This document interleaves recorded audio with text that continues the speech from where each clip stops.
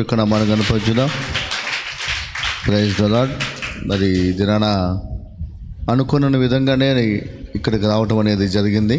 నేను హైదరాబాద్ వెళ్ళి అటు నుంచి అటే డైరెక్ట్గా వెళ్దాం అనుకున్నాం, కానీ సీట్స్ ఎక్కడ కూడా దొరకల. బస్సులన్నీ కూడా ఫుల్ అయిపోయినాయి. ఇక అందుకోసమని ఇటు గుండె వెళ్దామని చెప్పి ఇటు రావటం అనేది జరిగింది. అది దేవుని యొక్క ఉచితమైన కృపను బట్టి మీ మధ్య ఉండి ఈ విధముగా కలుసుకొని దేవుని యొక్క వాక్యాన్ని అందించడానికై దేవుడు కృప చూపించాడని చెప్పి నేను అనుకుంటున్నాను. దేవునికి స్తోత్రం కలుగును గాక. గట్టిగా చేద్దామని కూడా హల్లెలూయా హల్లెలూయా. వాస్తవంగా ఇప్పుడు రాజు చెప్పినట్టు విధంగా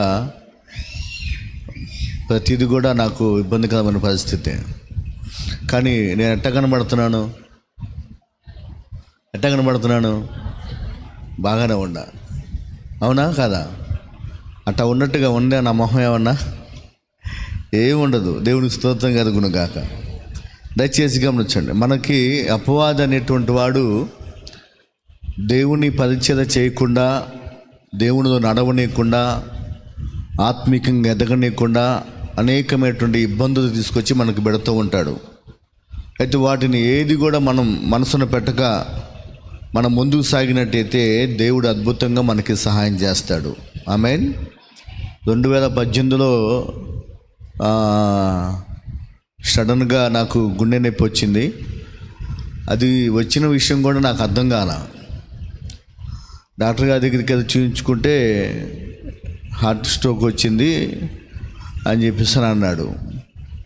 తర్వాత యాంజియోగ్రామ్ చేసిన తర్వాత బ్లాక్స్ అయిపోయింది, బాగా ఫుల్గా వచ్చేసేసి స్టంట్ వేయాలా లేకపోతే బైపాస్కి వెళ్ళిపోద్ది అని చెప్పి అన్నాడు. 2018లో 2 స్టంట్లు వేశారు. ఆ విధంగా దేవుడు వాస్తవంగా అయితే ఆ విధంగా నేను కనుక అదే విధంగా మామూలుగా వెళ్ళిపోయినట్టయితే అదే స్ట్రోక్ 2 సార్లు కనుక వస్తే ఇబ్బంది అయ్యేది. దేవుడు కృప చూపించి కాపాడాడు. ఆమేన్. ఇంకా వెరికోస్ వెయిన్ ఉన్నాయి. తర్వాత కిడ్నీ స్టోన్స్ వస్తే కిడ్నీ పాడైపోయింది. కిడ్నీ పాడైపోతే నర్సరావుపేటలో ఒక డాక్టర్ దగ్గర, పేరెందుకు చెప్పడం బాగుండదు కానీ, డాక్టర్ గారి దగ్గరికి వెళ్తే ఆ డాక్టర్ గారి కిడ్నీ అంతా పాడైపోయింది, నువ్వు వెంబటి హాస్పిటల్లో జాయిన్ అవ్వాలా లేకపోతే నీకు ఇబ్బంది, కిడ్నీ తీసేసి వచ్చింది అన్నాడు. సరేనండి అని చెప్పేసి నేను మళ్ళా వస్తానని చెప్పేసి వచ్చేసి ప్రార్థన చేసుకొని ఎక్కువగా మంచినీళ్ళు తాగటం ప్రారంభించా. తర్వాత మళ్ళీ స్కానింగ్ చేసి ఆ బ్లడ్ రిపోర్ట్ తీపిస్తే 0.9 క్రియేటింగ్ ఉంది. కిడ్నీకి ఎటువంటి ఇబ్బంది లేదు, మంచిగానే ఉందని చెప్పి అన్నారు. దేవుని స్తోత్రం కలుగును గాక. ప్రార్థన చేసుకున్నాం, మంచిగా దేవుడు స్వస్థపరిచాడు. ఇప్పుడు కూడా ఏం ప్రాబ్లం లేదు. నెక్స్ట్ అంటే ఏంటంటే దేవునిలో మనం ఎదగనీయకుండా మనకి అపవాది తీసుకొచ్చేటువంటి సమస్యలు అన్నమాట ఇవన్నీ కూడా. దేవుని ఇంకా ముందుకెళ్దామని చెప్పేసి ఎంతగానో ముందుకెళ్తున్న విధానంలో ఈ ఎడం కాదు, వాస్తవంగా 2 కాలు మోకాలు నొప్పులు ఉంటాయి. అందుకే నేను కొంచెం ఇబ్బందిగా నడుస్తూ ఉంటా. ఈ ఎడం కాలు బాగా అరిగిపోయింది. నిన్న విజయవాడలో MRI స్కాన్ చేయించాను. చెప్పు మొత్తం కూడా అదిగిపోయింది, కొత్తది వేయాలని చెప్పి అన్నారు. దానికోసం అని చెప్పేసి నేను హైదరాబాద్ ఏది అటువంటిది ఏది కూడా కాకుండా మందులతోటి ఏమన్నా తగ్గిద్దా అని కనుక్కోవటానికి కోసం అని చెప్పి హైదరాబాద్ వెళ్ళా. ఇక వస్తూ ఇటు వచ్చాను అనమాట. దేవునికి స్తోత్రం కలుగును గాక. కనుక ఏదైనా కానీ మనకి ఈ భూమి మీద ఉన్నంతకాలం మనకి ఏదో ఒకటి సమస్యలు వస్తూనే ఉంటాయి. అయితే వాటిని మన మనసును పెట్టక మన ఆధ్యాత్మికమైన జీవితంలో క్రీస్తునందు విశ్వాసం ఉంచినట్టయితే మనల్ని నడిపించేటువంటి నాయకుడు ఆయనే. ఆమేన్. కనుక దేవుని వాక్యం చూద్దాము. దయచేసి యెషయా గ్రంథము 40వ అధ్యాయం 11వ వచనం కనుక మనం చూస్తే అక్కడ అంటాడు, చదువుదాము దయచేసి. 40వ అధ్యాయము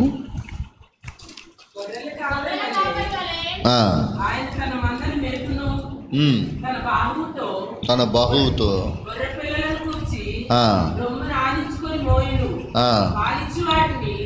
ఒక్క నిమిషం సార్. 46వ అధ్యాయము 11వ వచనం చదువుమా.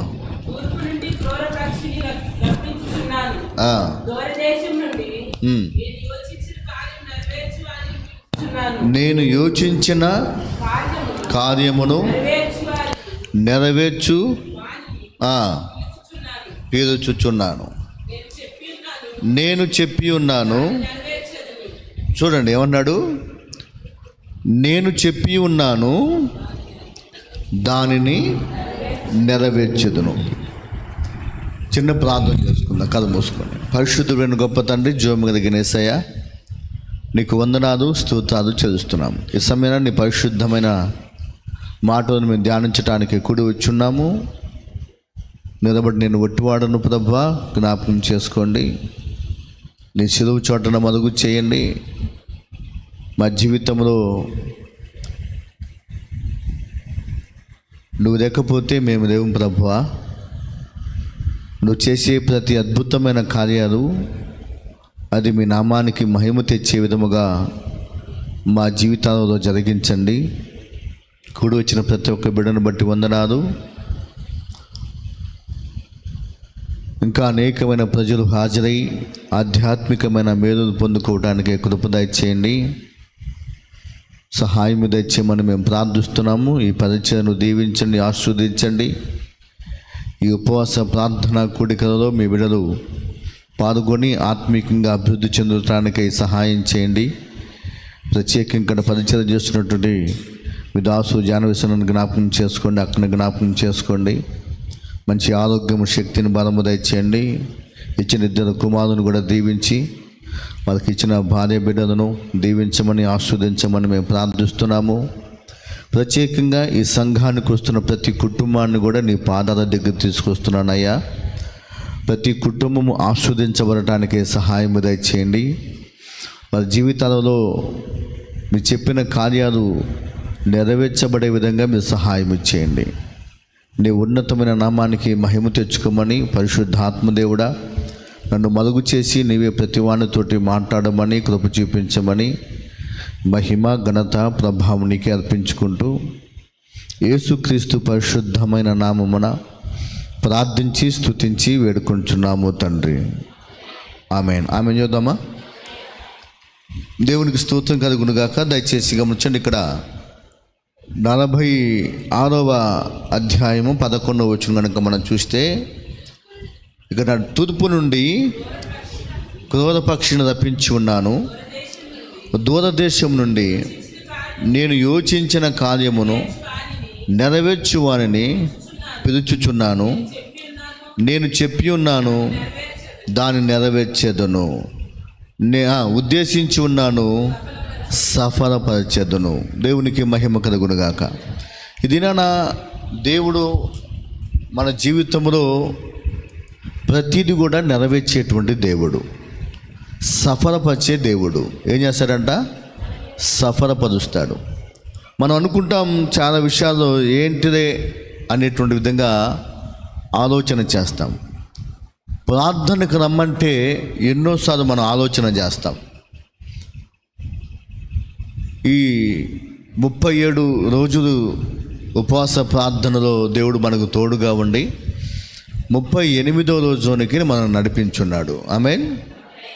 మరి మనం ఇక ఉపవాస ప్రార్థనకి ఇంకెన్ని రోజు ఉంది? దాదాపుగా 2 days ఉంది.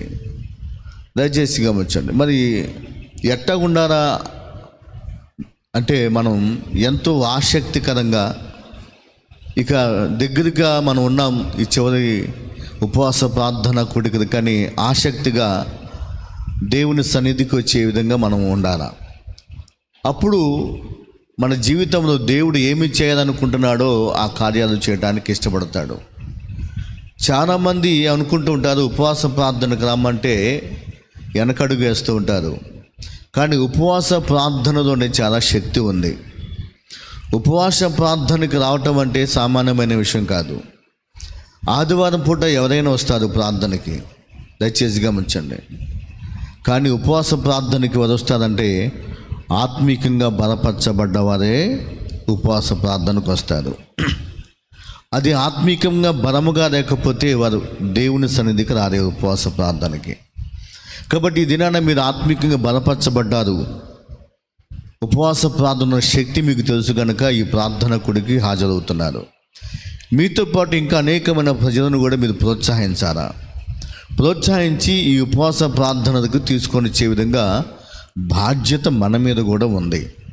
అర్థమవుతుందా? కాబట్టి ఈ దినాన దేవుని వాక్యం చెబుతుంది, చక్కగా అన్నాడు, నేను చెప్పి ఉన్నాను దానిని నెరవేర్చేదను. ఏం చేస్తున్నాడంట? దేవుడు చెప్పిన మాటని నెరవేర్చేటువంటి దేవుడు. అబ్రహాముతో దేవుడు చెప్పాడు, ఏం చెప్పాడు? నేను తప్పనిసరిగా నీకు కానాను దేశాన్ని ఇస్తాను అన్నాడు. ఆలోచన చేయండి, ఏం చెప్పాడు? కానాను దేశానికి నీ సంతతికి నేను తప్పనిసరిగా కానాను దేశం ఇస్తాను అని చెప్పాడు. ఇచ్చాడా లేదా? ఇచ్చాడు. అర్థమవుతుందా? ఈ కానాను దేశానికి రావటానికి ఎన్ని శ్రమలు పడ్డారో తెలుసా? ఎన్ని కష్టాలు పడ్డారో తెలుసు కదా? ఆలోచన చేయండి. అబ్రహాముతో దేవుడు చెప్పినటువంటి మాటను గమనిస్తే, నీ 4వ తరానికి నేను నీ యొక్క కానాను దేశాన్ని ఇస్తాను అని వాగ్దానం చేశాడు, మాట ఇచ్చాడు. ఏం చేశాడంట? మాట ఇచ్చాడు. ఆ మాట ఇచ్చిన తర్వాత ఇశ్రాయేలు జనాంగము ఎక్కడున్నదంటే బానిస బతుకుతున్నారు. ఎక్కడ? ఐగుప్తు దేశంలో బానిసలుగా ఉన్నారు. గమనించండి. అంటే ఈ దినాన మన జీవితంలో అనేకమైన ఇబ్బందులు, సమస్యలు ఎందుకు వస్తాయి అంటే మనల్ని దేవుని ఉన్నతమైన ఆశీర్వాదంలోనికి తీసుకొని పోవటానికి వస్తాయి. ఎందుకోసం అంటే దేవుడు మన హృదయంలో ఉన్నది, దేవుని పట్ల మనం ఏమి మనసు కలిగి ఉన్నామో ఆ విషయాన్ని తెలుసుకోవటానికే మనకి అనేకమైనటువంటి ఇబ్బందికరమైన పరిస్థితిని తీసుకుని వస్తూ ఉంటాడు దేవుడు. ఆలోచన చేయండి. మనము గనక నిజముగా దేవుని పట్ల ఒక మంచి ఉద్దేశము కలిగి, విశ్వాసం కలిగినట్టుగా మనం ఉన్నట్టయితే దేవుడు చెప్పినటువంటి ఆశీర్వాదాన్ని మనం తప్పనిసరిగా అనుభవిస్తాం. జనవరి 1వ తారీఖున అంటే 31వ తారీఖున మనం ఏం చేస్తాం? తప్పనిసరిగా వాగ్దానాన్ని తీసుకుంటాం మనం. అవునా కదా? తీసుకుంటామా? తీసుకోమండి. మీ వాగ్దానాలు గుర్తున్నాయా? ఆలోచన చేయండి. మర్చిపోదు. ఆ రోజు ఒక్కటే మనం తీసుకొని ఏం చేస్తాం? మన బైబిల్లో పెట్టుకుంటాం. బైబిల్లో పెట్టుకున్న తర్వాత అది అటు ఇటు అని చెప్పేసి అని ఎటు పోయిద్దో కూడా మనకి తెలియదు. అవునా కదా? నేను అంటున్నాను, దయచేసి గమనించండి. 31వ తారీఖున దేవుడు నూతన సంవత్సరానికి ఎదిగే ముందు ఇచ్చిన వాగ్దానం, అది దేవుని మాట. ఆమేన్. అబ్రహాముతో దేవుడు చెప్పినటువంటి మాటను నెరవేర్చిన విధముగా నా జీవితంలో కూడా దేవుడు తప్పనిసరిగా నెరవేరుస్తాడు. అయితే ఆ మాటను పట్టుకొని మనం ఏం చేయాలంటే ప్రార్థించే వారముగా ఉండాలా. ఏం చేయాలంటే మనం ప్రార్థన చేయాలా. ఆ విధంగా కనుక తప్పనిసరిగా మనం ప్రార్థన చేస్తే తప్పనిసరిగా దేవుడు మన జీవితంలో కార్యాన్ని చేస్తాడు. దేవునికి స్తోత్రం కలుగును గాక. కనుక ఈ దినాన మనం ప్రార్థన చేయాలి. ఎవరికి ప్రార్థన చేయాలా? నెరవేర్చేటువంటి దేవునికి ప్రార్థన చేయాలా. మాట ఇచ్చిన దేవునికి ప్రార్థన చేయాలా. సఫలము చేసిన దేవునికి మనం ప్రార్థన చేయాలా. ఆ ప్రార్థన చేసినప్పుడు దేవుడు తప్పనిసరిగా మన ప్రార్థన ఆలకిస్తాడు. ఆమేన్. ఏం చేస్తాడంటే చెప్పండి? ఆలకిస్తాడా? ఆలకించడా? ఆలకిస్తాడు. ఆమేన్. అయితే ముందుగా ఎవరికి ప్రార్థన చేయాలా? దేవునికి ప్రార్థన చేయాలి. ఎవరికి ప్రార్థన చేయాలంట? చెప్పండి. దేవునికి ప్రార్థన చేయాలా? దేవునికేనా? దేవునికి స్తోత్రం కలుగును గాక. ఆలోచన చేయండి. ఎవరికి ప్రార్థన చేయాలా ముందుగా అంటే తండ్రి అయిన దేవునికి ప్రార్థన చేయాలా. ఎవరికి ప్రార్థన చేయాలా? తండ్రి అయిన దేవునికి ప్రార్థన చేయాలి. చూద్దాం. అపోస్తల కార్యాలు 12వ అధ్యాయము 5వ వచనం కనుక మనం చూస్తే అక్కడ అంటాడు, చదువుదాం దయచేసి. అపోస్తల కార్యాలు 12వ అధ్యాయం 5వ వచనం మనం చదువు. పేతురు సంఘమైతే ఎట్టా ప్రార్థన చేస్తుంది? దేవుని తండ్రి అయిన దేవునికి అత్యాశక్తితో ప్రార్థన చేస్తుంది. దయచేసి గమనించండి. సంఘం ఎట్టా ప్రార్థన చేస్తుందంట? అత్యాసక్తితో తండ్రి అయిన దేవునికి ప్రార్థన చేస్తున్నారు. గమనించండి, మనం ప్రార్థన చేసేటువంటి విధానంలో మొట్టమొదటిగా తండ్రి అయిన దేవునికి ప్రార్థన చేయాలి.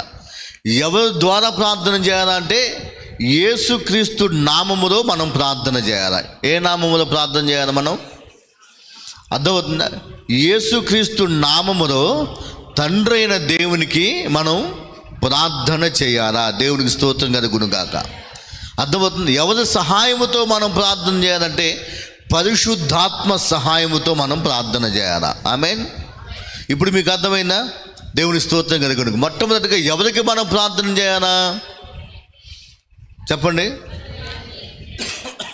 యేసయ్య అన్నాడు, నా నామములో తండ్రి మీరు ఏది అడుగుదురో అది తప్పనిసరిగా ఇస్తాడు అన్నాడు. అవునా కదా? యోహాను సువార్తలో అన్నాడు.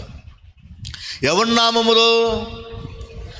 కుమారుడు అయినటువంటి యేసుక్రీస్తు నామములో మనం ప్రార్థన చేయాలా. ఆమేన్. యోహాను సువార్త 14వ అధ్యాయం 13వ వచనం చూద్దాం దయచేసి.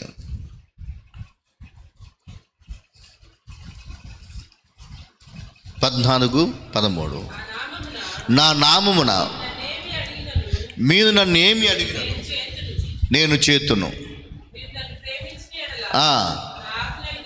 దేవునికి స్తోత్రం కలుగును గాక. చూడండి, ఎవరి నామమును అడగాలంట? యేసు నామములో తండ్రిని అడగాల. అర్థమవుతుందా? ఎవరిని అడగాలంటే ఇప్పుడు ఎందుకోసం అంటే ఆయన మాట ఇచ్చినది ప్రతిదీ కూడా నా జీవితంలో నువ్వు ప్రార్థన చేసుకునేటప్పుడు కొన్ని వాక్యం చదివి ప్రార్థన చేసుకునేటప్పుడు కొన్ని నీ మనసుకు తడతా ఉంటాయి. అర్థమవుతుందా? ఆ మాటను బట్టుకొని నువ్వు ప్రార్థన చేస్తే దేవుడు నీ జీవితంలో ఒక అద్భుతమైన కార్యాన్ని చేస్తాడు. అర్థమవుతుందా?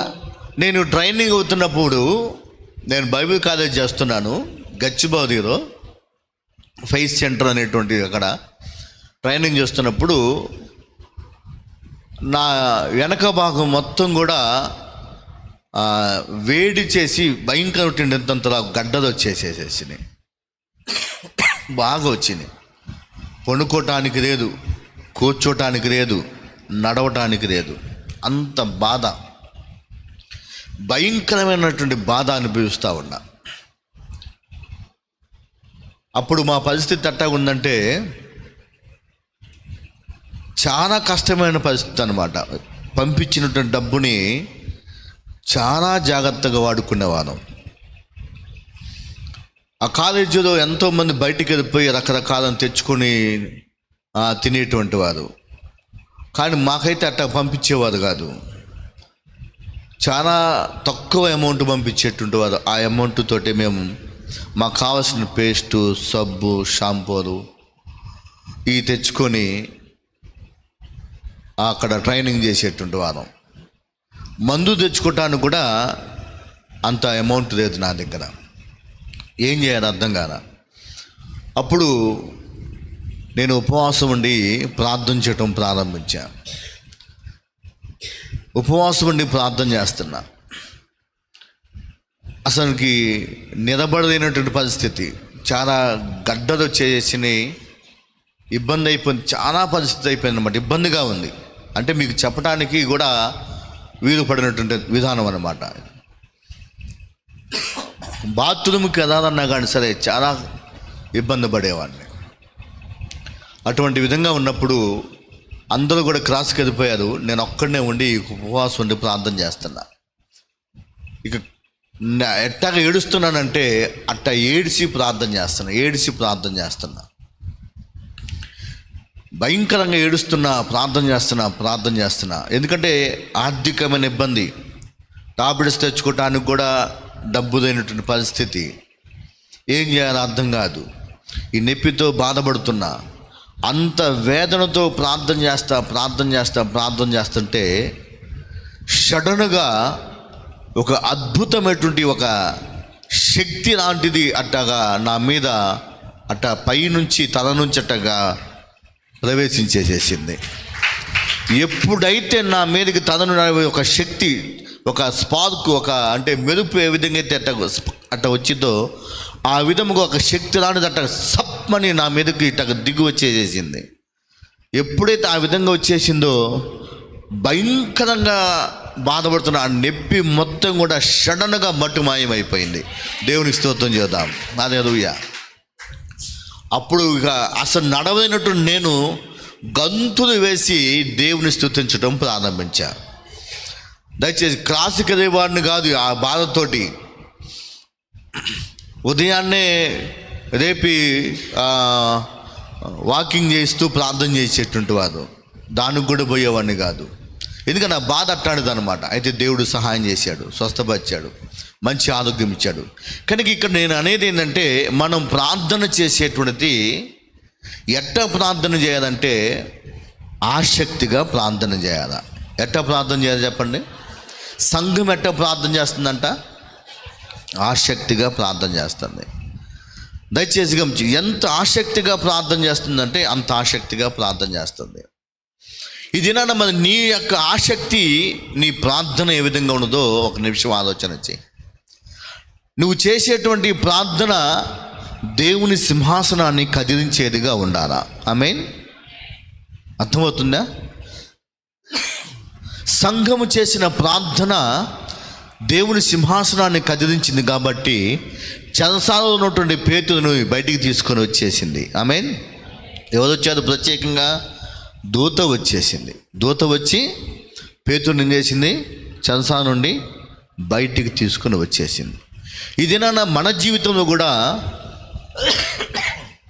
దేవుని యొక్క అద్భుతమైన ఆశీర్వాదము మనం పొందుకునేటువంటి విధంగా ప్రార్థన చేయాలి. ఆసక్తిగా ప్రార్థన చేయాలా. హృదయాన్ని కుమ్మరించి ప్రార్థన చేయాలా. మనకు బాగా తెలుసు, ఎన్నోసార్లు మనం వింటున్నాం. నేను కొత్త వాక్యాన్ని నేను చెప్పటదా, మీకు తెలిసిన వాక్యాలనే నేను చూపిస్తున్నా. హన్నా ప్రార్థన చేసింది. ఎట్టా ప్రార్థన చేసింది? దయచేసి ఆమె ప్రతి సంవత్సరం కూడా మందిరానికి వచ్చేది అనమాట. చూద్దాం. మొదటి సమూయేలు గ్రంథం మొదటి అధ్యాయములో కనుక మనం చూస్తే ఆమె ప్రతి ఏటా కూడా దేవుని సన్నిధికి వచ్చేదంట. చూద్దాం దయచేసి.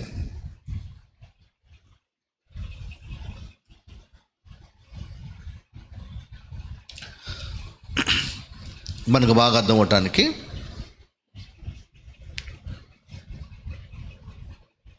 4వ వచనం కాడ నుంచి మనం చూద్దాం. 3వ వచనం కాడ నుంచి చూద్దాం. మొదటి సమూయేలు గ్రంథము మొదటి అధ్యాయం 3వ వచనం కాడ నుంచి. ఇతడు షిలోహునుందా మొక్కుటకు, యెహోవాకు మొక్కుటకును బలి అర్పించుటకును ఏటేటా తన పట్టణమును విడిచి అక్కడికి పోవచ్చుండెను. ఆ కాలమున ఏలి యొక్క 2 కుమారులకు ఒప్నీ ఫినెహాసులు యెహోవాకు యాజకులుగా నుండిరి. ఎలకానా తను బలి చేసిన నాడు తన భార్యకు పిన్నెన్నానుకును తన కుమారులకును కుమార్తెలకును పాలు ఇచ్చి వచ్చును. కానీ హన్న తనకు ప్రియముగా నున్నందున ఏమిచ్చారంటే తనకు 2 పాలు ఇచ్చుచూ వచ్చాను. యెహోవా ఆమెకు సంతు లేకుండా చేసినందున చేసి ఉన్న హేతును బట్టి ఆమె వైరియగు పెనిన్న ఆమెను విసిగించుటకై ఆమెకు కోపము పుట్టించుచు వచ్చాను. చూడండి, ఇక్కడ మనం చూస్తే ప్రతి సంవత్సరము కూడా ఏం చేస్తున్నారంట? వారు ఏటేటా షిలోహుకు వచ్చి దేవుని మందిరంలో ఏం చేస్తున్నారంట? మొక్కుబడు చేయించుకుంటున్నారు. దేవుని స్తోత్రం కలుగునుగా. ప్రతి సంవత్సరం కూడా గమనించండి, ఆలోచన చేయండి. ఇక్కడ మనం చూస్తే హన్నా అనేటువంటి ఈమెకి సంతు లేకుండా చేశాడు అని దేవుని వాక్యం చెబుతుంది. ఎవరు చేశాడంట? అక్కడ స్పష్టంగా రాయిస్తుంది. ఏమని? యెహోవా ఆమెకు సంతు లేకుండా చేసి ఉన్నాను ఆ హేతువును బట్టి. చూడండి, దేవుడు ఏం చేశాడు? ఆమెకి సంతానము లేకుండా చేశాడు. గమనించండి, ఇది ఎవరు చేసిన పని? దేవుడు చేసిన పనే. అర్థమవుతుందా? దేవుడు ఎందుకు చేశాడు ఆ విధంగా? గమనించండి, ఎందుకు చేశాడు? చాలాసార్లు మనం అనుకుంటా ఉంటాం, నాకే ఎందుకు ఈ సమస్య వచ్చింది, నా కుటుంబానికి ఎందుకు ఇంత ఇబ్బంది అయింది, నా బిడ్డలకి ఎందుకు ఇటువంటి సమస్యలు వస్తాయి అని మనం ఎన్నోసార్లు మనం అనుకుంటూ ఉంటాం. అవునా కదా? మన మందిరానికి వచ్చేటువంటి వారిని మనం చూసుకొని పలానా వారు ఎంతో బాగున్నారే, పలానా వ్యక్తి ఎంతో ఆస్వాదించబడ్డాడే, పలానా వ్యక్తి ఎంతోగానో దీవెనగా ఉండాలి ఆ కుటుంబము, మరి మనకెందుకని మనం కూడా ప్రార్థనకి వెళ్తున్నాం కదా, మనమేం ఎదగకుండా ఉండటం లేదే, మరి మనకెందుకని సమస్య? ఆలోచన చేయండి. మనకెందుకని కష్టం అని మనం అనుకుంటూ ఉంటాం. ఇక్కడ కూడా హన్నా అనుకున్నది, హన్నాకి ఏం చేశాడంటే దేవుడు సంతు లేకుండా చేశాడు. ఎందుకు చేశాడు తెలుసా?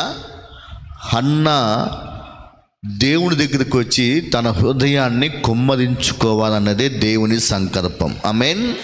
గట్టి చెప్పండి అందరూ కూడా హల్లెలూయా. ఇదేనా నీకు కూడా ఎటువంటి సమస్య వచ్చినా దయచేసి గమనించండి. ఎందుకు వచ్చిందంటే నువ్వు దేవుని సన్నిధికి వచ్చి నీ హృదయాన్ని కుమ్మరించాలా. ఆమేన్. చప్పుడు కొట్టండి. అంటే హృదయాన్ని కుమ్మరించుకోవటం మీకు ఇష్టం లేదా? ఆలోచన చేయండి. ఏదైనా ఒక పిల్లవాడికి అయితే మీ కుమార్తె మీ కుమారుడు ఉంటే స్కూల్లో ఏదైనా చెప్పినప్పుడు ఏం చేస్తాడంటే మీ కుమారుడు నీ కాడకు వచ్చేసి, అమ్మా మాస్టర్ గారు చెప్పాడు డ్రాయింగ్ బుక్కు, తర్వాత మ్యాథ్స్ బుక్కు, జామెట్రీ బాక్సు తీసుకొని రమ్మన్నాడు అని చెప్పిద్ది. గమనించండి. నువ్వేం చేస్తావు? విన్నట్టుగా మెదకుండా ఉంటావు. ఒకరోజు అయిపోద్ది, 2 రోజు అయిపోద్ది, 3 రోజు అయ్యిద్ది. అప్పుడేం వచ్చేసి ఏమనిద్ది? గట్టిగా చెప్పిద్దా, మామూలుగా చెప్పిద్దా? ఇప్పుడు చెప్పండి, ఎట్లా చెప్పిద్ది? ఏమండి చెప్పండి. నువ్వు తెస్తావా తేవా? గట్టిగా పట్టిద్ది. అప్పుడు నీవేం చేస్తావు? ఇక తప్పదు అనుకొని తీసుకొని వచ్చేస్తావు. దయచేసి గమనించండి. కొన్నిసార్లు మన బిడ్డలు మన కాడకు వచ్చి మనం అడుగుతున్నప్పుడు మనకి ఎట్టా ఉండదంటే చాలా సంతోషం వేసిద్ది. మరి మీకు అనిపించిద్దో ఏదో తెలియదు, కానీ నేను చిన్నప్పుడైతే నా పిల్లలు నా కాడకు వచ్చి పలానాది కావాలని అడుగుతుంటే నేను ఎంతో సంతోషపడతా. అర్థమైందా? వాళ్ళని తీసుకొని పోయి బజార్కి బండి మీద తీసుకొని పోయి వాళ్ళకి కావాల్సిందో ఇప్పించుకొని తీసుకొచ్చేవాడిని. దేవుడు కూడా అదే ఆశిస్తాడు. దేవుని స్తోత్రం కలుగును. హల్లెలూయా. దేవుని దగ్గరికి వచ్చి తండ్రి అని అడిగేటువంటి విధంగా ఉండాలని దేవుడు ఆశిస్తాడు. అర్థమవుతుందా? కనుక ఈ దినాన నువ్వు ఒక ప్రత్యేకమైన స్థానంలో ఉన్నావు కనుక దేవుడు నీకు ఇబ్బంది చేశాడు, దేవుడు నీకు సమస్య తీసుకొచ్చాడు.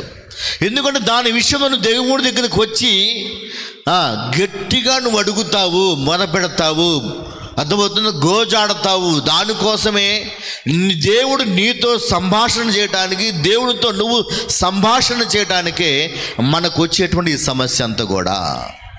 అర్థమైందా? ఆ సమస్య కనుక లేకపోతే హన్నా వచ్చి ప్రార్థన చేసేది కాదు. అర్థమవుతుందా? ఎట్లా ఉండేది?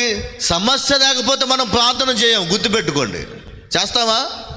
సమస్యలు ఉంటేనే మనం ప్రార్థనకు రావటం లేదు. వస్తున్నామా? ఆలోచన. సమస్య ఉంటేనే మనం ప్రార్థనకు రావడం. ఇక సమస్య లేకపోతే ఇక దేవుడితో మనకు పనే ఉండిద్ది. అర్థమవుతుందా? కనుక దేవుడు ఎందుకు పెట్టారంటే హన్నా జీవితంలో తన గర్భముల నుండి ఒక ప్రవక్తని ఇవ్వటానికి దేవుడు సంతు లేకుండా చేశాడు. ఆమేన్. హల్లెలూయా. అర్థమవుతుందా? దయచేసి గమనించండి.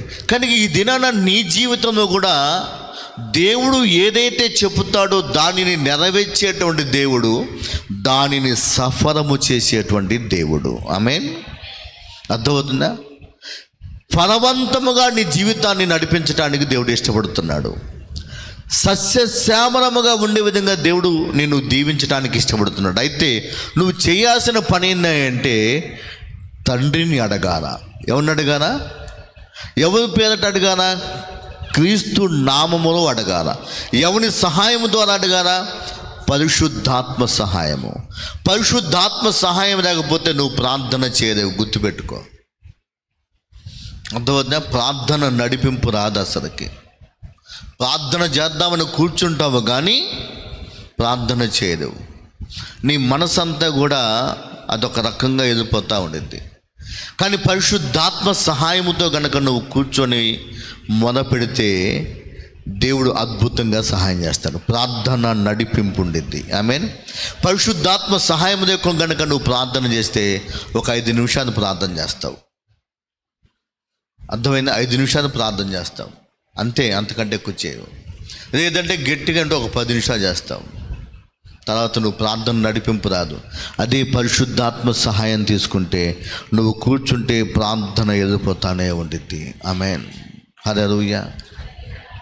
గట్టి చేద్దాం కూడా. హల్లెలూయా. మొన్న దినాన నాకు 3:30కి మెలకు వచ్చింది. 3:30కి మెలకు వస్తే ఇక 3:30కి కూర్చొని దేవుని సహాయించి ప్రార్థన చేస్తూ ఉన్నా. 3:30 కాడ నుంచి ప్రార్థన చేస్తానే ఉండా. దయచేసి గమనించండి. 3:30 కాడ నుంచి 5:30 దాకా ప్రార్థన చేస్తానే ఉండా. దేవునికి స్తోత్రం కలుగును గాక. దయచేసి 5:30 దాకా కంటిన్యూగా ప్రార్థన చేస్తుంటే ఆ ప్రార్థనలో ఏమైంది తెలుసా? హృదయం అంతా కూడా కరిగిపోయి కన్నీళ్ళలో నుంచి దారులుగా కాలిపోతూ ఉంది. కనుక మనము ప్రార్థన పరిశుద్ధాత్మతో మనం సహాయం ద్వారా మనం ప్రార్థన చేస్తే దేవుడు అద్భుతంగా సహాయం చేస్తాడు. దేవునికి స్తోత్రం కలుగును గాక. మరి ఇందా చెప్పి ప్రార్థన ఎవరికి చేయాలా? తండ్రిని దేవునికి ప్రార్థన చేయాలా? ఎవరి సహాయం ద్వారా, ఎవరి ద్వారా ప్రార్థన చేయాలంటే కుమారుని నామములో మనం ప్రార్థన చేయాలా? తర్వాత పరిశుద్ధాత్మ సహాయంతో ప్రార్థన చేయాలా? దయచేసి ఎవరి ప్రార్థన దేవుడు వింటాడు అంటే దయచేసి చూద్దాం. దయచేసి నమ్మిన వారి ప్రార్థన దేవుడు ఆలకిస్తాడు. చదువుదాం దయచేసి. యూదా పత్రిక 1వ అధ్యాయం 20వ వచనం చూద్దాం దయచేసి. యూదా పత్రిక 1వ అధ్యాయం 20వ వచనం త్వరగా చదువుదాం దయచేసి. యూదా పత్రిక 1:20.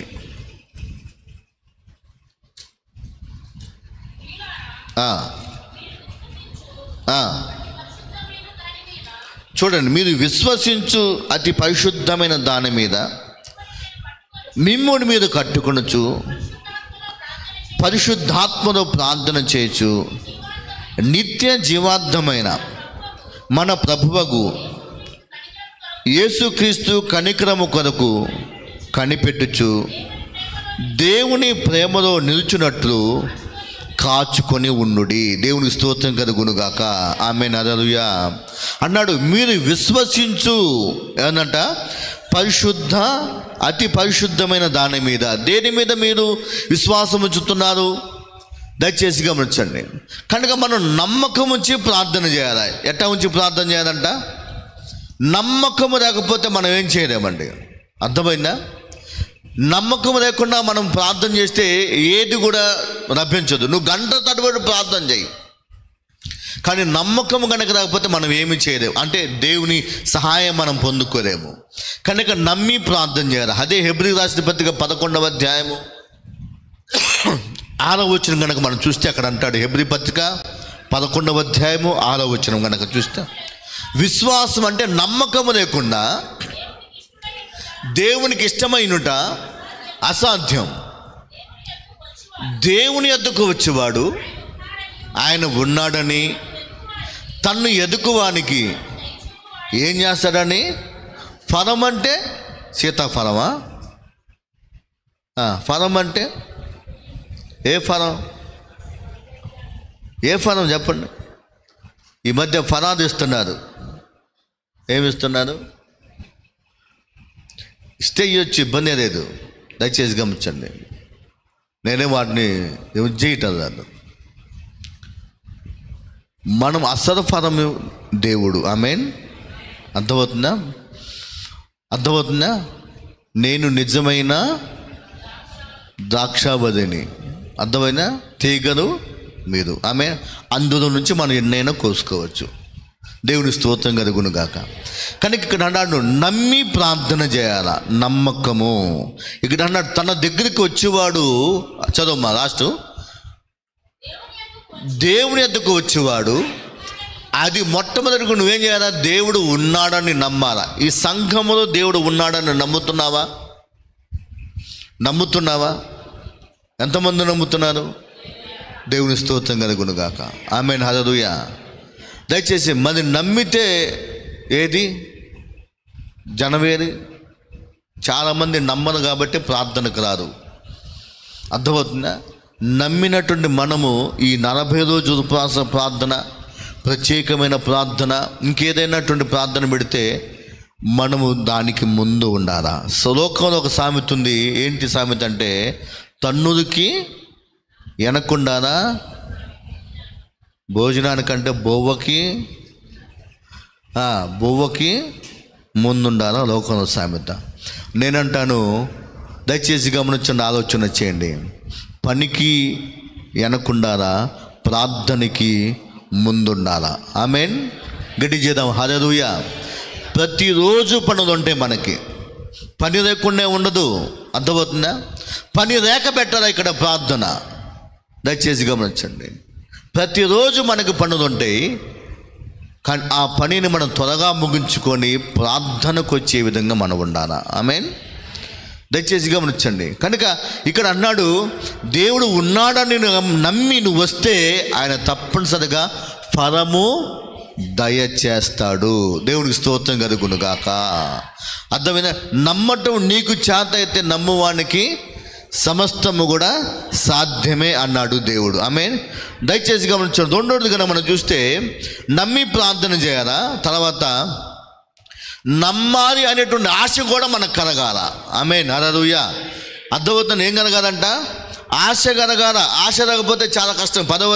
అపోస్తలుల కార్యం 10వ అధ్యాయము 2, అదే విధంగా 4 దాకా చదువుదాము దయచేసి. 2వ వచనం కాంచి 4 దాకా. అపోస్తలుల కార్యాలు 10వ అధ్యాయము 2వ వచనం నుంచి 4వ వచనం దాకా. అతడు తన ఇంటి వారందరితో కూడా ఎట్టా ఉన్నాడంట? దేవుని యందు భయభక్తులు గలవాడై ఉండి ఎల్లప్పుడూ దేవునికి ప్రార్థన చేయవాడు. 3 గంటల వేళ దేవుని దూత అతని యొద్దకు వచ్చి పిలుచుట దర్శనమందు తేటగా అతనికి కనబడెను. అతడు దూత వైపు తేరు చూచి భయపడి, ప్రభువా ఏమని అడిగను. అందుకు దూత, నీ ప్రార్థనలు, నీ ధర్మ కార్యాలు దేవుని సన్నిధికి జ్ఞాపకార్థముగా చేరినవి. ఇప్పుడు యొప్పేకు మనుషును పంపి పేతురును మారు పేరు గల సీమోనును పిలిపింపుము. దేవుని స్తోత్రం కలుగును గాక. ఇక్కడ మనం చూస్తే కొర్నేలి గురించి మనం చూస్తున్నాం. కొర్నేలి ఎటువంటి వాడా అంటే తన ఇంటి వాళ్ళందరితో కూడా ఎట్టగున్నాడంట? భయము భక్తి కలిగిన వాడు. దయచేసి గమనించండి. అతను ఏం చేస్తున్నాడా అంటే ధర్మ కార్యాలు చేస్తున్నాడంట. తన ఆశ ఏందంటే, దయచేసి గమనించండి, దేవుడిని చూడాలా. ఆమేన్. ఏం చూడాలంట? దేవుణ్ణి చూడాలా. ప్రియ దేవుని బిడ్డ, దయచేసి మనకు కూడా దేవుని చూడాలని ఉండేది. అర్థమవుతుంది. అయితే దేవుని వాక్యం చెప్తుంది, హృదయ శుద్ధి గల వారు ధన్యుడు, వారు ఎవరిని చూస్తారంట? మరి మనం చూడలేదంటే మనకి ఆలోచన చేయండి. హృదయ శుద్ధి గల వారు ధన్యులు, వారు దేవుణ్ణి చూస్తారు తప్పనిసరిగా. కానీ ఇక్కడ కొర్నేలి ఆశ ఏంటంటే దేవుని చూడాలా. అయితే దేవుడు ఏం చేశాడు? తప్పనిసరిగా దర్శనం ఇచ్చాడు. ఎవరి ద్వారా అంటే దూత ద్వారా. దయచేసి ఒకటి దూత ద్వారా ఇచ్చాడు. కొర్నేలికి ఒక ఆశ ఉంది. ఆశ పరిశుద్ధాత్మతో నింపబడాలా. అందుకని దేవుడు ఏం చేశాడు? పరిశుద్ధాత్మతో నింపబడటానికి దేవుని దూతను పంపించి పేతురుని పిలిపించుకొని వాక్యం చెప్పించుకో అన్నాడు. హల్లెలూయా. దయచేసి గమని, ఎప్పుడైతే పేతురు వచ్చి వాక్యం చెప్పాడో పరిశుద్ధాత్మతో నింపబడ్డాడు. దేవుని వాక్యం చెప్తుంది, నా ఆత్మ లేనివాడు నావాడు కాడు. అర్థం అంటే ప్రతి ఒక్క వ్యక్తి కూడా పరిశుద్ధాత్మ కలిగిన విధంగా ఉన్నదన్నది దేవుని ప్రణాళిక. ఆమేన్, హల్లెలూయా. దయచేసి త్వరగా నేను ముగిస్తాను, చూద్దాము దయచేసి. రెండవదిగా మనం గమనించినట్లయితే భక్తి కలిగిన వారి ప్రార్థన వింటాడు. అర్థమైన నమ్మిన వారి ప్రార్థన వింటాడు, ఆశ కలిగిన వారి ప్రార్థన వింటాడు, భక్తి కలిగిన వారి ప్రార్థన వింటాడు. కీర్తన 32వ అధ్యాయము 6వ వచనం కనుక మనం చూస్తే చదువుదాం దయచేసి. కీర్తన 32 6వ వచనము. 32:6. కావున ఏందంట, నీ దర్శన కాలమందు భక్తి కలిగిన వారందరూ ఎవరు చేస్తారంట? ప్రార్థన చేస్తారు. ఎవరు? భక్తి కలిగిన వారు. అర్థమైనా? భక్తి కలిగిన వారందరూ కూడా ఏం చేస్తారంట? చెప్పండి, గట్టిగా చెప్పండి, ఇంకొంచెం గట్టిగా చెప్పండి. ఏం చేస్తారు?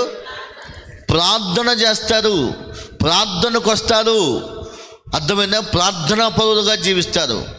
అర్థమైనా? కనుక ఈ దినాన మనందరము కూడా ప్రార్థనకు వచ్చామంటే భక్తి కలిగిన వారము. ఆమేన్. భక్తి లేని వారు ప్రార్థనలో నిలబడలేదు, ప్రార్థనకు రాలేదు, ఏదో నామకార్థంగా వచ్చి పోతూ ఉంటారు. కనుక ఈ దినాన నువ్వు భక్తి కలిగిన వ్యక్తివా, భక్తి లేని వ్యక్తివా నిన్ను పరిశోధన చేసి దేవుని వాక్యం చెప్తుంది. భక్తి కలిగిన వారు ఏం చేస్తారంట? ప్రార్థన చేస్తారు. ప్రియమైన దేవుని బిడ్డ దయచేసి గమనించండి. ప్రార్థన చేసేటువంటి వారు, వారి ప్రార్థనను దేవుడు ఏం చేస్తాడంట? వింటాడు. ఏం చేస్తాడు? వింటాడు. యథార్థవంతుల ప్రార్థన వింటాడు. 4వది చూద్దాం, యథార్థవంతుల ప్రార్థన. సామెత గ్రంథం 15వ అధ్యాయం 8వ వచనం చూద్దాం. సామెత గ్రంథం 15వ అధ్యాయం 8వ వచనము. యథార్థవంతుల ప్రార్థన ఆనందకరము. దేవుని స్తోత్రం కలుగునుగాక. ఎవరికి ఆనందం అంట? ఇప్పుడు చెప్పండి. దేవునికి ఆనందం. ఆమేన్. దేవుణ్ణి సంతోషపెట్టేటువంటి మనుషులుగా మనం ఉంటాం అంటే చాలా గొప్ప విషయమే. అవునా కదా? అవునా కదా? చెప్పండి. ఇప్పుడు మీరు సంతోషంగా ఉండాలంటే మీ పిల్లలు ఏం చేయాలా? మీ పిల్లలు ఏం చేయాలా? చెప్పాలా గట్టిగా? మంచిగా ఉండాలి. మంచిగా అంటే అది ఇప్పుడు చెప్పండి. అది రైనోకి వచ్చారు. ఇప్పుడు మంచిగా అంటే చెప్పిన మాట వింటాం. చెప్పిన మాట వింటాం అంటే ఏం చెప్తారు? మీరు ఏం చెప్తారు? చెప్పండి. మీ పిల్లలు మీరు చెప్పరా? ఏం చెప్తాం? అబ్బాయి బాగా చదువుకో. అవునా? ఇదేగా చెప్పేది. మీరు బాగా చదువుకో, మంచి ఉద్యోగం సంపాదించుకో, ఇది మనం చెబుతాం. చెడ్డవాళ్ళతోటి సహవాసము వద్దు, చెప్పిన మాట విను. ఏం చెబుతాం? మనం మంచిగా చెబుతాం. ఆమేన్. ఇప్పుడు ఆ విధంగా జీవిస్తే మీకు ఎట్టాగుండిద్ది? ఎట్టాగుండిద్ది? సంతోషంగా ఉంటుంది. మీ పిల్లలు మీరు చెప్పినట్టుగా వింటే, మీరు చెప్పినట్టుగా చదువుకుంటా, మీరు చెప్పినట్టుగా చేస్తూ ఉంటే మీకు ఎంత ఆనందంగా ఉండిద్ది చెప్పండి? సంతోషంగా ఉండిద్దా? ఏడుపుగా ఉండిద్దా? మరి దేవుడు ఆనందం పడాలంటే ఇప్పుడు మనం ఏం చేయాలా? చెప్పండి. ఆయన ఆనందంగా ఉండాలంటే మనం ఇప్పుడు ఏం చేయాలా? ఆయన చెప్పినట్టుగా మనం వినాలి కదా. మరి ఆయన చెప్పినట్టుగా మనం వినకుండా మనం చెప్పినట్టుగా మన పిల్లలు ఉండాలనుకోవటం అది కరెక్టా? ఆలోచన చేయండి. ఆయన చెప్పినట్టుగా మనం ఉంటే మనం చెప్పినట్టుగా మన పిల్లలు కూడా ఉంటారు. దేవుని స్తోత్రం కలుగునుగాక. గట్టి చేద్దాం హల్లెలూయా. ఆయన ఏం చెప్తున్నాడు? చెప్పండి. ఉదయాన్నే దిగి సన్నీరు పోసుకోండి అంటున్నాడా? ఏం చెబుతున్నాడా? లేకపోతే ఒంటి కాలు మీద ఈ కొండలు ఎక్కండి అంటున్నాడా? లేకపోతే నా గుడి చుట్టూ బురదాడండి ఏం చెప్తాడా దేవుడు? మన దేవుడు ఏమని చెప్తున్నాడా? ఏం చెప్పడు మనకి. ఏమంటాడు? పొద్దున్నే లెగవండి, ప్రార్థన చేసుకోండి, కనీసం ఒక 3-4 అధ్యాయాలు చదువుకోండి. దేవుని స్తోత్రం కలుగునుగాక. ఆమేన్, హల్లెలూయా. ఇంత తేలికైన భక్తి ఇంకెక్కడైనా ఉండిద్దా? ఏమండి? ఆలోచన చేయండి. అది కూడా మనం చేయలేకపోతున్నాం. అర్థమైనా? అది కూడా మనం ఏం చేయలేకపోతున్నాం. ఆలోచన చేయండి. ఎంతోమంది ఏం చేస్తారు? ఉదయాన్నే లెగుస్తారు, సన్నిధి చేస్తారు, ఆలోచన చేయండి, బడి కడతారు, పూలు పట్టుకొని వెళ్తారు, గుడి చుట్టూ తిరుగుతారు. అవునా? బొల్లాడుతూ ఉంటారు. నేను చూస్తా, బస్సులో పోతా ఉంటే బొప్పుడు అనే గుడి ఉంటుంది. బొప్పుడు కాడ ఎంతమంది తెలుసో లేదు, ఒకరు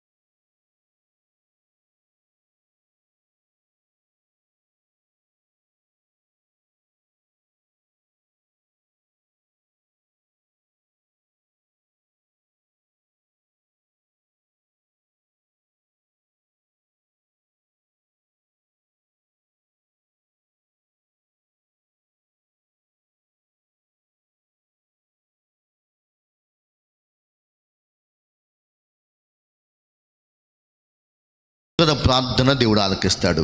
చూద్దాం 15వ అధ్యాయం 29వ వచనం, సామెతల గ్రంథము. నీతిమంతుల ప్రార్థన ఆయన అంగీకరిస్తాడు. ఏం చేస్తాడంట? నీతిమంతుడు ఎవడు?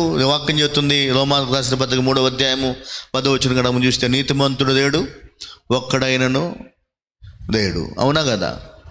ఒక్కడు కూడా. మరి నీతిమంతుడు ఎవడున్నాడు? మరి నీతిమంతుడు ప్రార్థన చేస్తే ఆయన అంగీకరిస్తాడు. మరి నీతిమంతుడు, అదే వాక్యం చెప్తుంది, నీతిమంతుడు లేడు, ఒక్కడు కూడా లేడని చెప్తుంది. కానీ అదే వాక్యం చెప్తుంది, ఏం చెబుతుంది తెలుసా? అదే 3వ అధ్యాయము 23వ వచనం పట్టుకుందాం, చదువుదాం. రోమీయులకు రాసిన పత్రిక 23వ అధ్యాయం 3:23.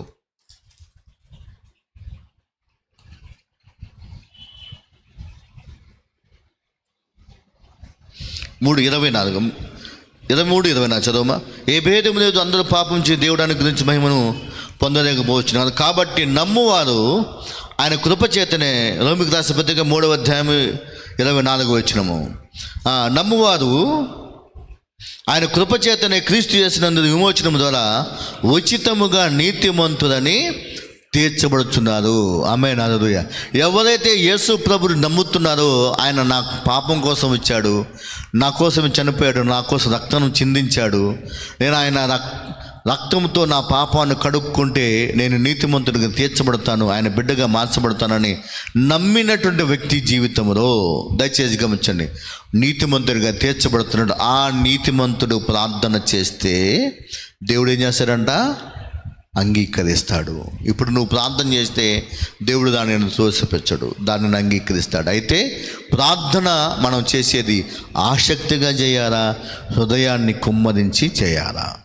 ఎట్ట చేయాలంటే చెప్పండి, ఎట్ట చేయాలి చెప్పండి? ఆసక్తిగా చేయాలా, నీ హృదయం మొత్తం కూడా కుమ్మరించి ప్రార్థన చేయాలా? దేవుడు అద్భుతంగా, దేవుడు ఏం చేస్తాడు? సహాయం చేస్తాడు. ఎవరు ప్రార్థన దేవుడు ఆలకించడు అంటే, దయచేసి గమనించండి, వాక్యం వినకుండా ఉండేవారి ప్రార్థన దేవుడు ఆలకించడు. సామెతల గ్రంథం 28వ అధ్యాయము 9వ వచనం చూస్తే 28:9 సామెతల గ్రంథం, వారి ప్రార్థన దేవుడు వినడు. చదువుదాం, సామెత 28:9. ధర్మశాస్త్రము వినబడకుండా ఎవడంట? చెవిని తొలగించువాని ప్రార్థన హేయము. అంటే దేవునికి ఎట్లా ఉండదంట? అసహ్యమైనది. అంటే వాక్యము చెప్పేటప్పుడు, ఓ సాధవయ్య, టైం అయిపోయింది, మూసేసే అన్నాడు ఒక ఆయన. స్టేజ్ మీద నిలబడి వాక్యం చెబుతున్నా, అసలుకి అప్పుడే స్టార్ట్ చేసి ప్రార్థన చేసి ఒక వాక్యం చదివా, అంతే. జస్ట్ ఎమ్మటే వచ్చి చాదవయ్య, టైం అవుతుంది, ఆపు అన్నాడు. మైండ్ పోయింది అసలుకి. ఇకేం చేస్తా? మెదకుండా బైబిల్ పెట్టేసి మైక్ ఆడ పెట్టేసి వచ్చేసేసా. ప్రార్థన స్టార్ట్ చేసి వాక్యం ఫస్ట్ వచ్చిన వాక్యాన్ని చదివా, ఇంకంతే. అంతమే చదివి ఇది అని చెప్పబోతున్నా వచ్చేసి చెప్పాడు, మెదకుండా పెట్టేసా. ఇక్కడ వాక్యం అదే చెప్తుంది. ఏమని చెప్తుంది? 28వ అధ్యాయము ఏం చెప్తున్నాడు అక్కడ? చదువుదా. ధర్మశాస్త్రము వినకుండా లేకపోతే వినకుండా చెవిని తొలగించు వాని ప్రార్థన అది హేయమైనది. అర్థమైన హేయమైనది. అటువంటి వారి ప్రార్థన దేవుడు వినడు. యెషయా గ్రంథం 1వ అధ్యాయం 15-16 కనుక మనం చూస్తే చదువుదాం దయచేసి. 15-16 యెషయా గ్రంథము 15-16 త్వరగా ముగిద్దాం. యెషయా గ్రంథం 1వ అధ్యాయము 15వ అధ్యాయం. అమ్మా, మీరు మీ చేతులు చాపినప్పుడు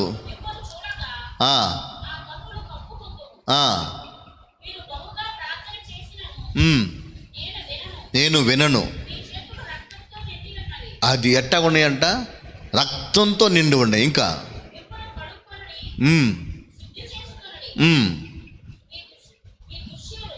మీ దుష్క్రియలు అది చూడండి. దుష్క్రియలు చేసేటువంటి విధానంలో కనుక ఉండి ప్రార్థన చేస్తే ఆ ప్రార్థన దేవుడు వినడు. ఏ క్రియదంట? దుష్క్రియద. అంటే దుష్క్రియదంటే చెప్పండి, దుష్క్రియదంటే దేవునికి ఇష్టమైనటువంటి కార్యాలు. అర్థమైందా ఇప్పుడు? ఏ కార్యాదంట? దేవునికి ఇష్టమైనవి ఒక్కటి చెప్తా. ముసలమ్మ ముచ్చట్లు కట్టి పెట్టి చెప్పండి.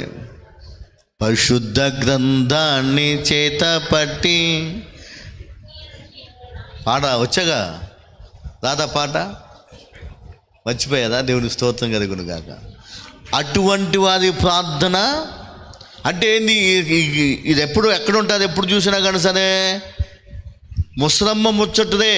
అంటే ఇక ఎక్కువ చెప్పకుండా నేను సింపుల్గా చెప్తున్నా. ఇక అదే వారికి 24 గంటలు ఇక అదే. అర్థమైందా? ఇటువంటి వారి ప్రార్థన దేవుడు ఏం చేయడు? ఆలకించడు. దయచేసి గమనించండి, ఆలకించడు. 8వ గ్రంథం 7వ అధ్యాయం 16వ వచనం చూద్దాం దయచేసి. 8వ గ్రంథం 7వ అధ్యాయం 16వ వచనం.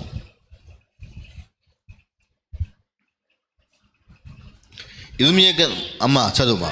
కాబట్టి నీవు నీ జనము కొరకు ప్రార్థన చేయకుము, వారి కొరకు మొదనైనను ప్రార్థనైనను చేయకుము. నన్ను బ్రతిమారు కొనకుము. నేను నీ మాట వినను. చదువుమా. 7-16 చదువుతుంది. చూడండి, ఎందుకు వినడు అంటే మనము దేవుని మాటకు లోబడకుండా ఉన్నాం. అంటే కొద్ది ముందుకు నడితే మీకు బాగా అర్థమైద్ది. అక్కడ మీరు నా మాట విననొదకుండా అంటాడు. దయచేసి గమనించండి. కాబట్టి దేవుని మాటకు మనం లోబడకుండా ఉన్నవారి ఆ ప్రార్థన దేవుడు ఆలకించడు. దయచేసి గమనించాలా? ఏం చేయడంట? ఆలకించడు దేవుడు. అటువంటి వారి ప్రార్థన వినడు. 8వ గ్రంథం 7వ అధ్యాయము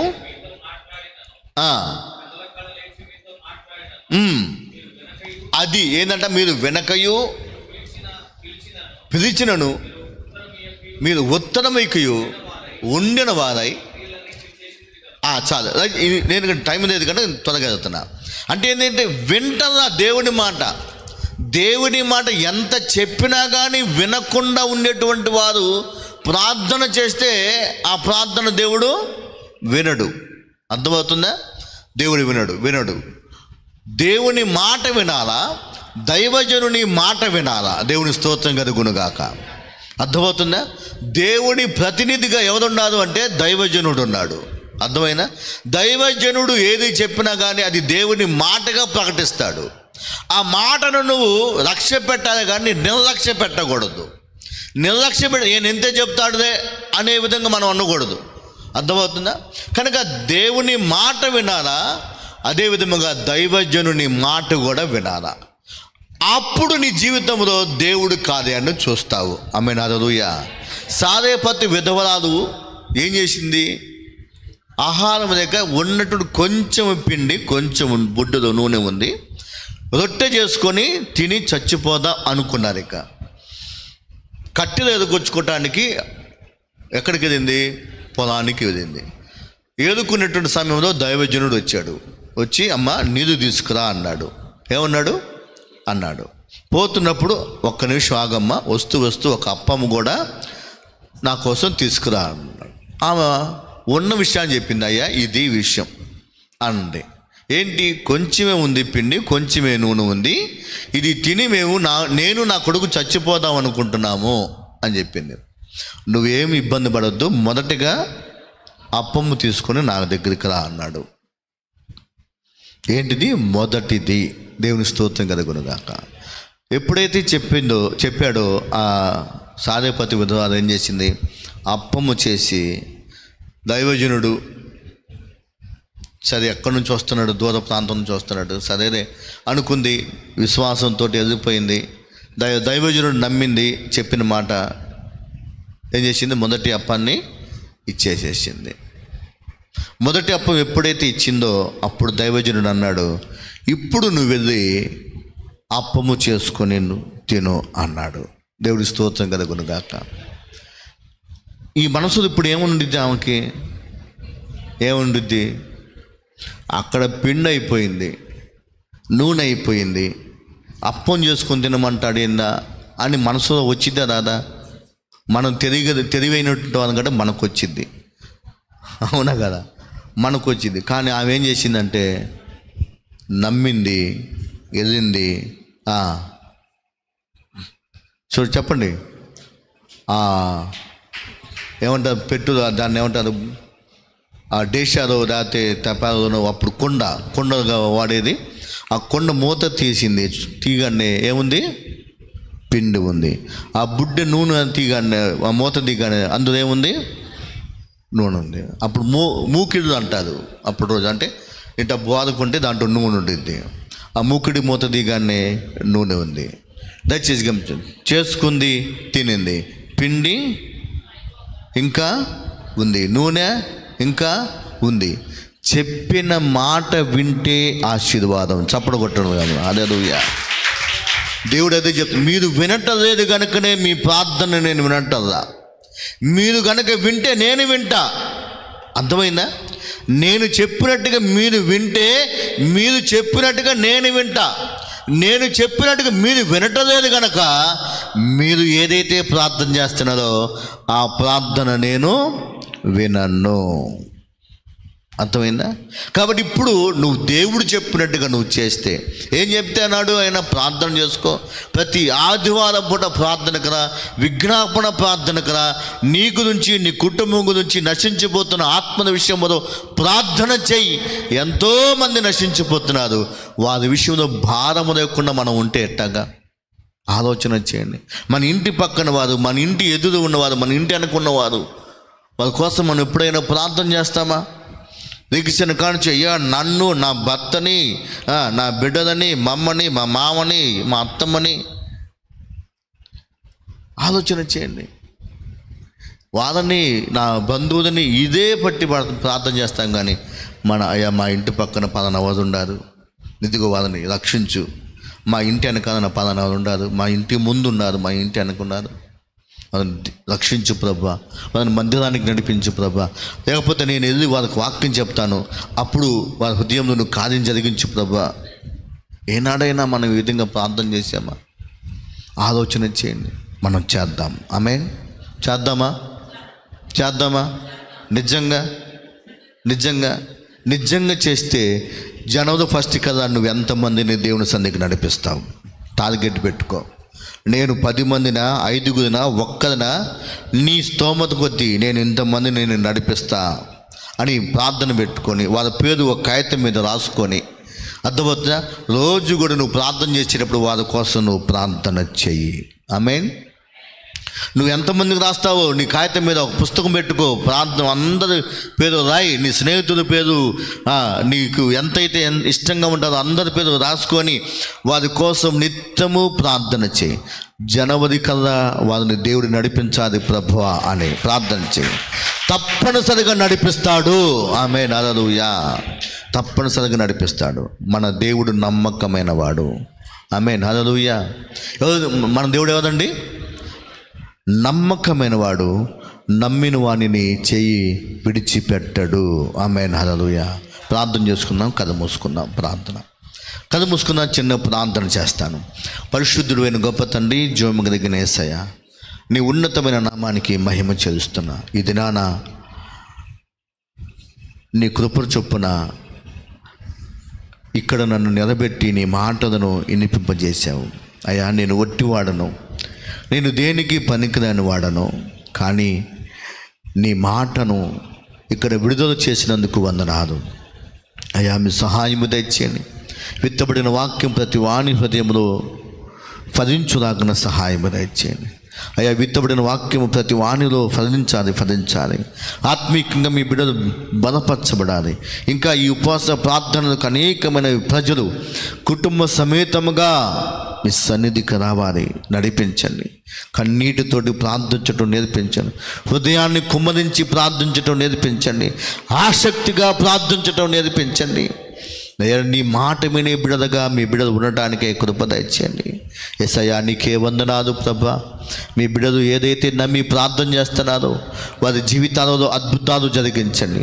నజరేయుడైన యేసుక్రీస్తు నామములో అద్భుతాలు మీ బిడల జీవితాలు జరుగును గాక. ప్రతి అవసరము తీర్చబడును గాక. ప్రతి కుటుంబము రక్షించబడును గాక.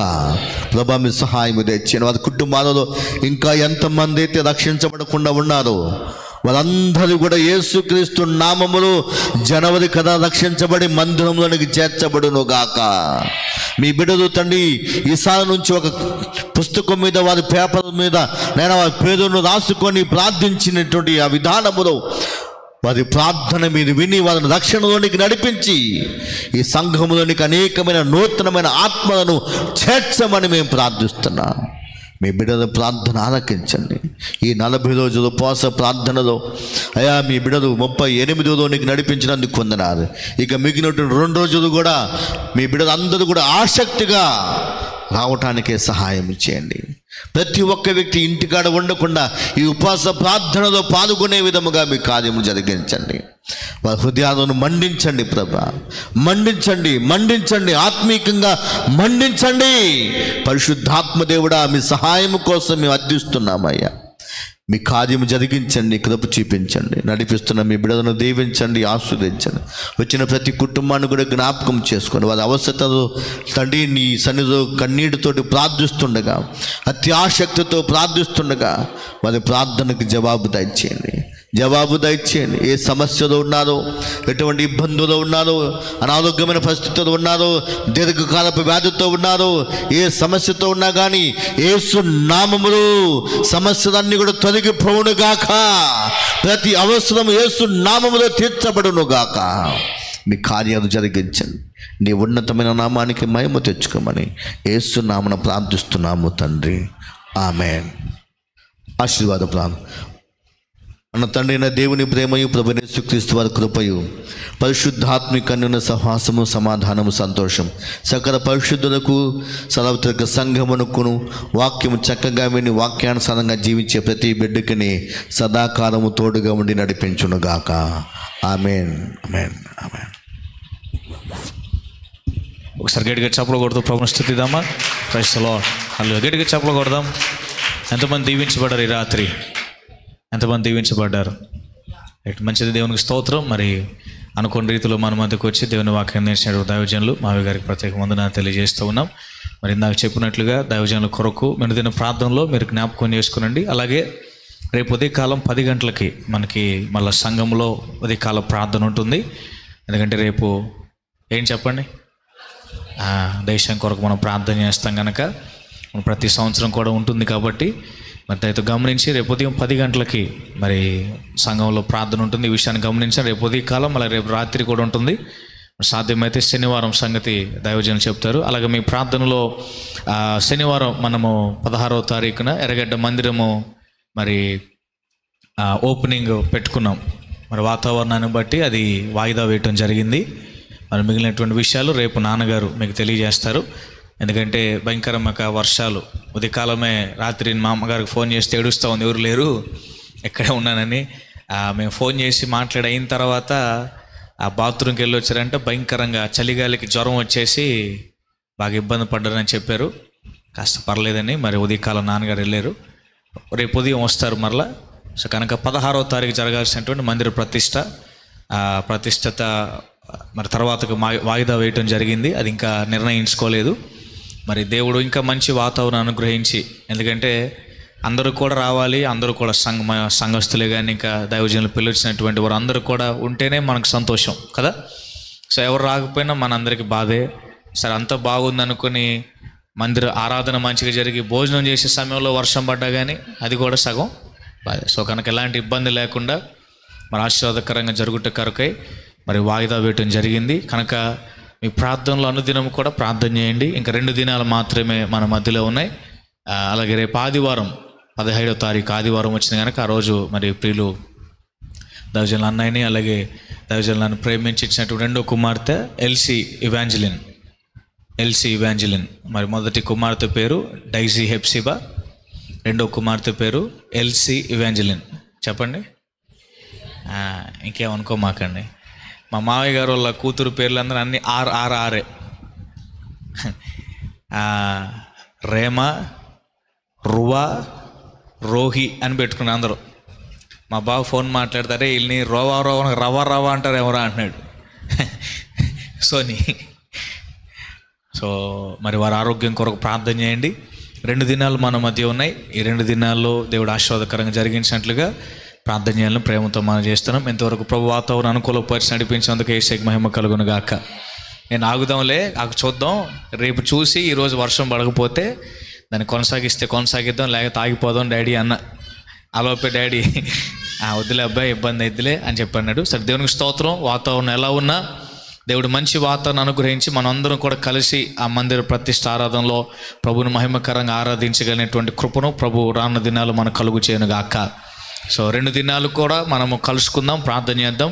ఉదయకాల ప్రార్థనలో అందరం కూడా పాలు పొందడానికి ప్రయత్నం చేయండి. పనులన్నింటినీ కూడా ముగించుకొని దేశక్షేమం కొరకు మనం ప్రార్థన చేద్దాం. రైట్, అందరికి వందనాలు. దేవుడు దీవించును గాక.